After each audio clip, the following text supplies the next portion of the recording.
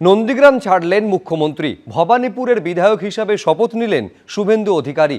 দু জায়গায় বিধায়ক হিসাবে শপথ নিতে পারি না, কিন্তু আমি নন্দীগ্রামের বিধায়ক নই এটা বুঝতে দেব না। ভবানীপুরের বিধায়ক হিসাবে শপথ নিয়ে আশ্বাস দিলেন শুভেন্দু অধিকারী। আমি দু জায়গার এমএলএ হিসেবে তো শপথ নিতে পারি না। আমি ভবানীপুর থেকে শপথ নিলাম, মানে আমাকে সংবিধান আইন অনুযায়ী নন্দীগ্রামটা ছাড়তে হবে।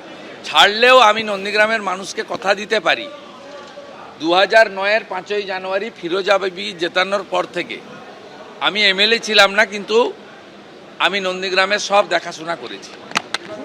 এখানেও একজন প্রতিনিধি থাকবেন বা তাকে নন্দীগ্রামের মানুষ নির্বাচিত করবে। নন্দীগ্রামে বিধায়কের পরিষেবা থেকে শুরু করে আমি নির্বাচন চলাকালীন যে সমস্ত উন্নয়নের প্রতিশ্রুতি দিয়েছিলাম, আমি অন্য এলাকার উন্নয়নের সাথে সাথে নন্দীগ্রামে দেওয়া আমার কথাও আমি কার্যকর করব এবং নন্দীগ্রামের মানুষ তাদের আমি আগামী 5 বছর বুঝতে দেব না যে তাদের বিধায়ক শুভেন্দু অধিকারী নয়।